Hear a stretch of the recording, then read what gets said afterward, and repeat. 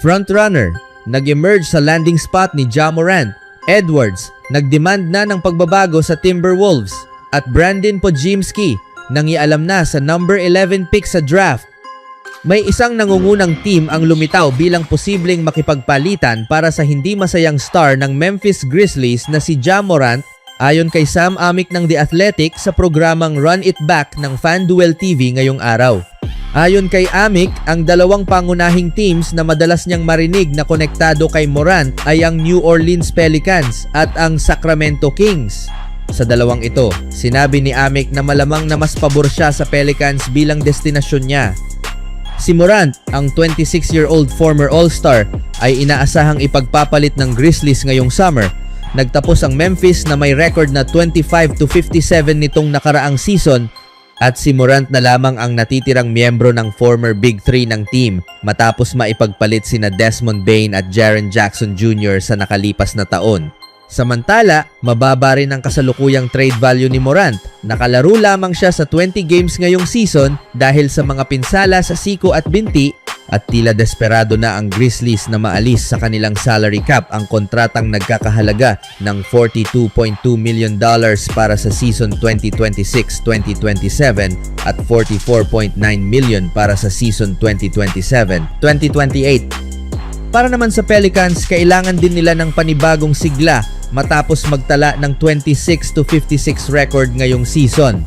Ang kanilang backcourt ay hindi rin gaanong kahanga-hanga sa kasalukuyan kung saan sina DeJounte Murray na madalas ma-injure, Jordan Poole na hirap sa pagiging episyente at ang 19 years old na si Jeremiah Fears ang nangunguna. Nalaman ding mas maaga ngayong buwan na may isa pang kilalang team na umatras na sa karera upang makuha si Morant. Ngunit ngayon, tila may pagkakataon ang mataas lumipad at eksplosibong si Morant na manatili sa Southwest Division sa pamamagitan ng paglalaro para sa Pelicans. Sa sumunod na balita naman, sa natitira pang 3 taon at $75 million sa kanyang kontrata, hindi pa magiging free agent anumang oras sa lalong madaling panahon ang guard ng Chicago Bulls na si Josh Giddey. Gayunpaman, posible pa rin siyang magsuot ng ibang jersey pagsapit ng opening night ngayong Oktubre. Ayon sa pinakabagong impormasyon mula sa reporter ng Minneapolis na si Darren Wolfson, lumitaw si Giddey bilang isa sa mga pangunahing trade target ng Minnesota Timberwolves.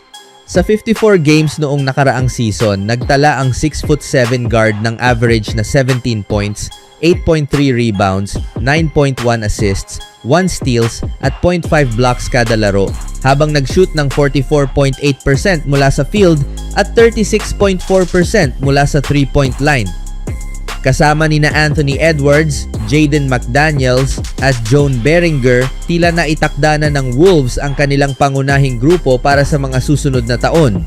Gayunpaman, matapos ang kanilang pagkatalo sa second round laban sa San Antonio Spurs ngayong taon, malinaw na may kakulangan pa rin ang Minnesota kumpara sa kanilang mga katunggali pagdating sa lalim ng roster at talento sa magkabilang dulo ng court. Partikular na nangangailangan sila ng point guard at matagal nang hinihimok ni Edwards ang team na humanap ng isa. Bagamat limitado ang mga opsyon ngayong summer, nagpahayag ang team ng interes kay Kyrie Irving, isang NBA champion at veteranong player na mahusay sa paghawak ng bola at paglikha ng espasyo sa opensa. Bagamat hindi pa kapantay ni Giddey ang antas ni Irving, isa pa rin siyang player na maaaring gumawa ng malaking epekto bilang isang two-way guard na kayang gawin ang halos lahat sa loob ng court. Higit sa lahat, 23 years old pa lamang siya, mas bata kumpara kay Irving na 34, kaya mas akma siya sa timeline ni Edwards. Medyo komplikado ang mga detalye ng posibleng trade, ngunit may ilang paraan upang maisakatuparan ito.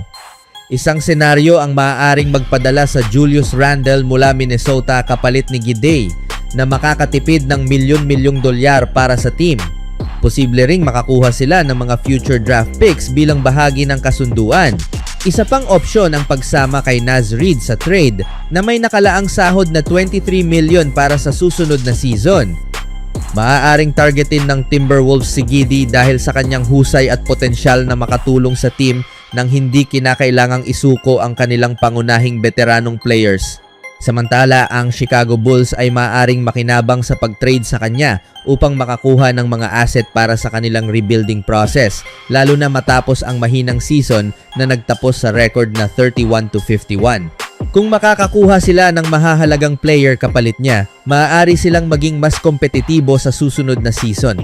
Para naman sa Minnesota, ang posibleng pagkuha kay Giddey ay maaaring maging bahagi lamang ng mas malawak na plano nilang palakasin ang roster ngayong off-season at bumuo ng mas malakas na team sa paligid ni Edwards.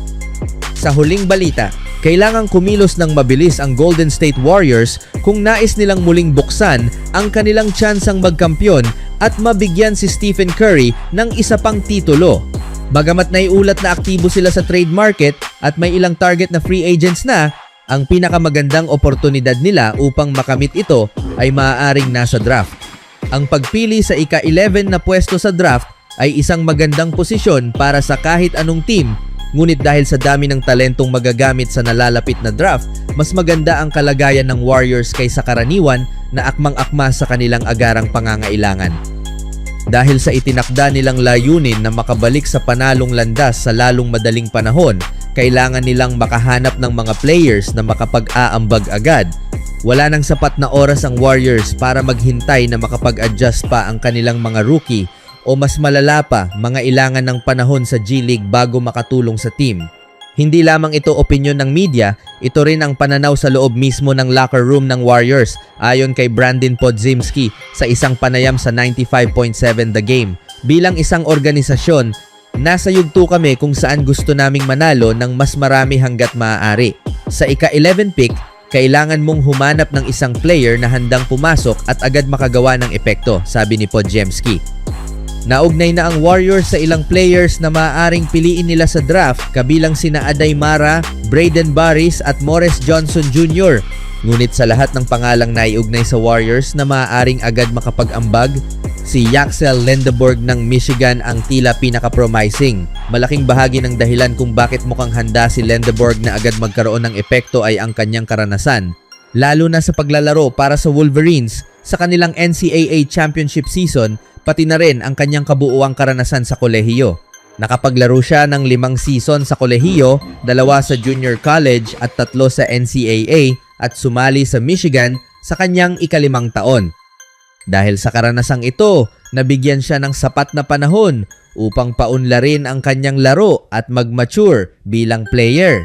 Sa taas na 6'9" at timbang na 230 pounds, taglay niya ang pangangatawan at karanasang kinakailangan upang agad makapaglaro sa NBA. Dahil wala silang luho ng oras, may kaakibat na panganib ang pagpili ng isang one and done na manlalaro mula sa kolehiyo, gaano man siya kagaling, dahil maaari siyang mabigla sa bilis at antas ng laro sa NBA kung kulang ang kanyang karanasan sa kolehiyo. Mas malaki ang tsansa ni Lendeborg na maiwasan ang problemang iyon at maaaring siya mismo ang manlalarong hinahanap ng Golden State upang makatulong agad sa kanilang hangaring muling maging kampyon.